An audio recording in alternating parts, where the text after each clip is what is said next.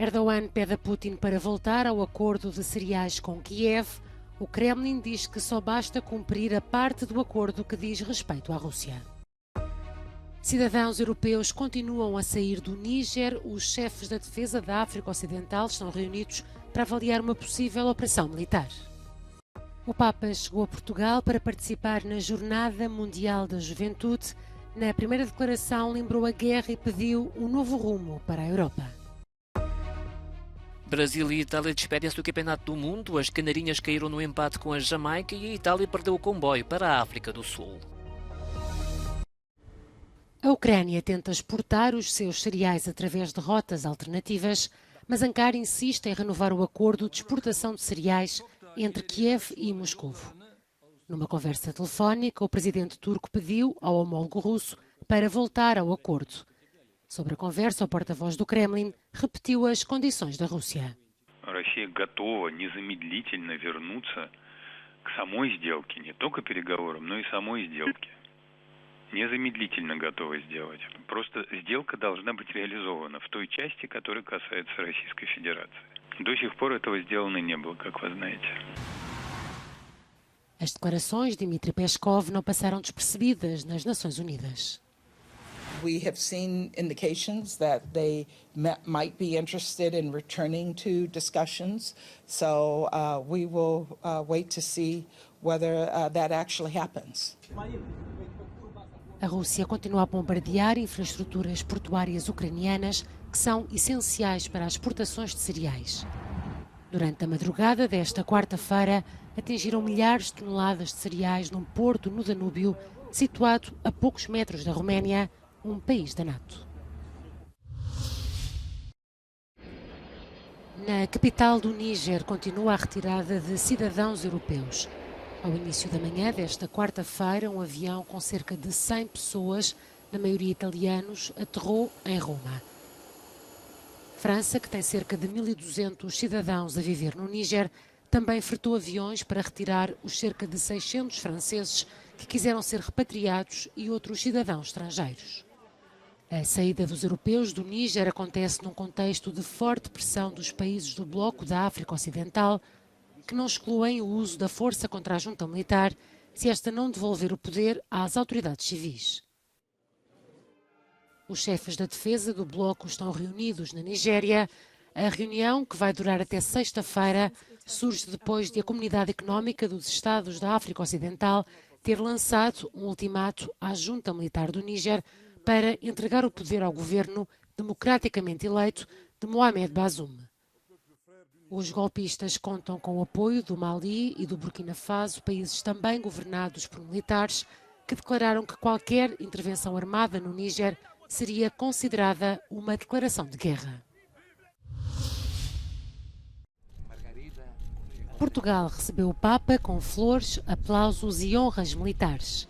O líder da Igreja Católica vai ficar no país até o próximo domingo para participar na Jornada Mundial da Juventude, ao lado de cerca de 1 milhão de jovens peregrinos. Na primeira declaração, na capital portuguesa, Francisco lembrou a guerra na Ucrânia e a crise migratória e pediu um novo rumo para a Europa. Guardando con accorato affetto all'Europa nello spirito di dialogo che la caratterizza, verrebbe da chiedere verso dove navighi se non offri percorsi di pace, vie creative per porre fine alla guerra in Ucraina e ai tanti conflitti che insanguinano il mondo? Francisco também lembrou os abusos sexuais de menores pelo clero em Portugal, um escândalo que conheceu uma nova polémica depois do município de Oeiras retirar um dos cartazes que foram colocados esta semana para lembrar as vítimas de abusos.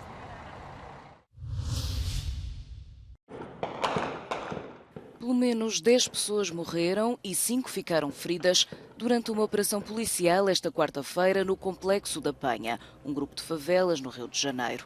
Entre os feridos estão 2 agentes. De acordo com as autoridades brasileiras, a incursão pretendia surpreender uma reunião de líderes do Comando Vermelho, um dos maiores grupos criminosos do país, ligado ao tráfico de droga.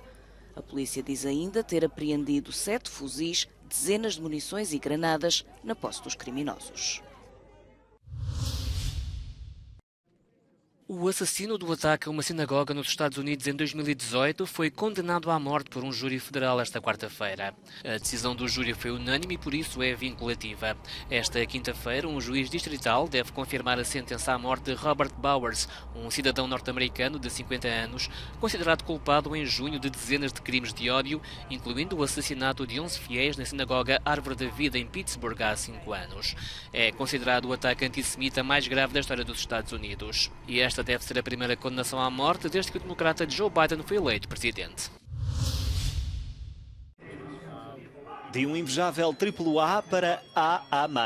A agência de notação financeira Fitch cortou o rating dos Estados Unidos, invocou a deterioração orçamental esperada durante os próximos 3 anos, a par da erosão da governação, alegando impasses repetidos quanto ao limite da dívida e resoluções de último minuto. A secretária do Tesouro, Janet Yellen, disse que a mudança é arbitrária e baseada em dados desatualizados. A Casa Branca também expressou o desacordo com a decisão.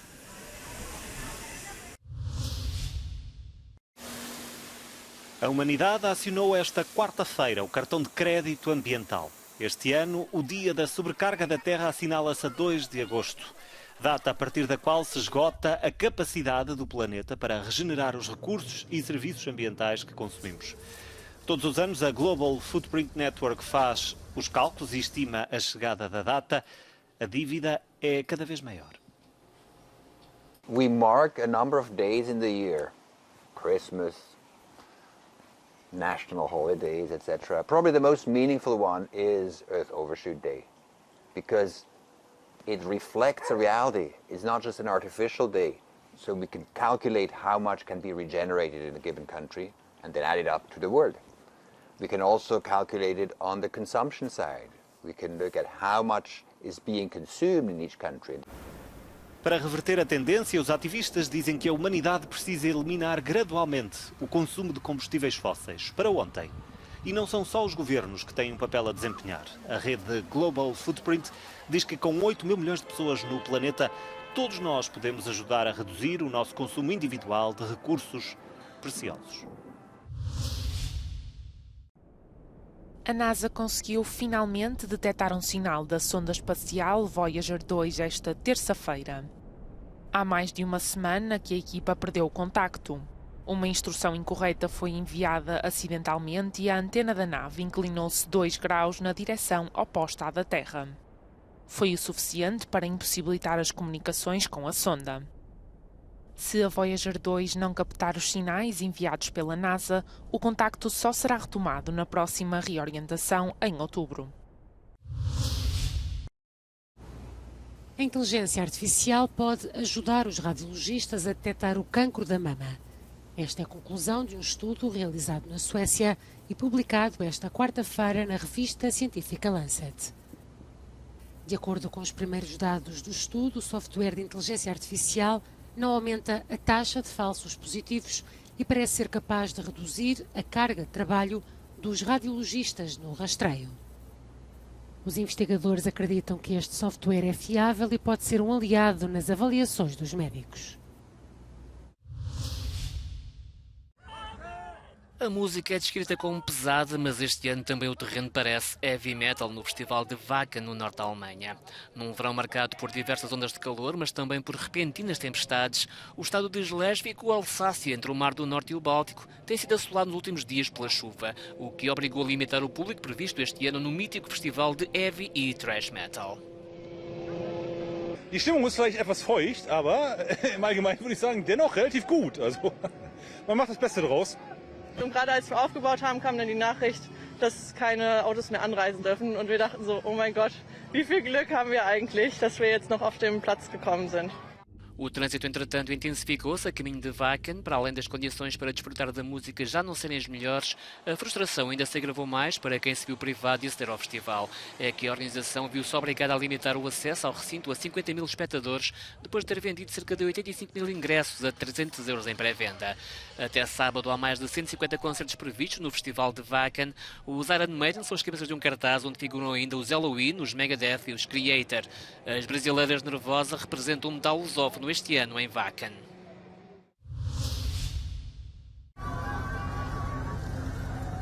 A cantora norte-americana Lizzo está a ser acusada de assédio sexual e de criar um ambiente de trabalho hostil por 3 antigas bailarinas que avançaram com uma ação judicial. Uma das bailarinas diz que foi pressionada a envolver-se com artistas nus numa discoteca em Amsterdão. Outra diz que foi envergonhada pelo aumento de peso antes de ser despedida. Lizzo ainda não comentou publicamente a ação judicial.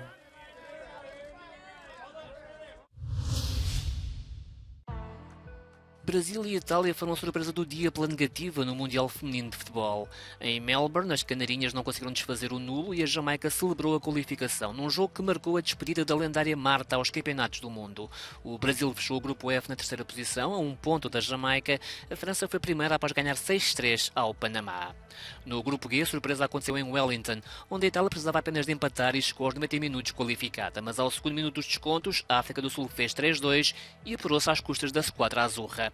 No outro jogo do grupo, a Suécia bateu a Argentina e fechou o grupo só com vitórias. As suecas vão agora enfrentar os Estados Unidos nos oitavos de final. Arrivederci Gianluigi Buffon. O impressionante guarda-redes italiano disse adeus ao futebol profissional aos 45 anos. Para trás, Buffon deixa uma carreira carregada de êxitos, incluindo um campeonato do mundo ganho com a Itália em 2006 e 10 ligas italianas, todas ganhas pela Juventus, e a última ao lado de Cristiano Ronaldo, o jogador a quem fica ligado também pelo extraordinário gol marcado há 5 anos, quando o português ainda jogava no Real Madrid. Buffon começou no Parma, passou pelo Paris Saint-Germain e fecha a carreira de novo no Parma, após uma época na Série B.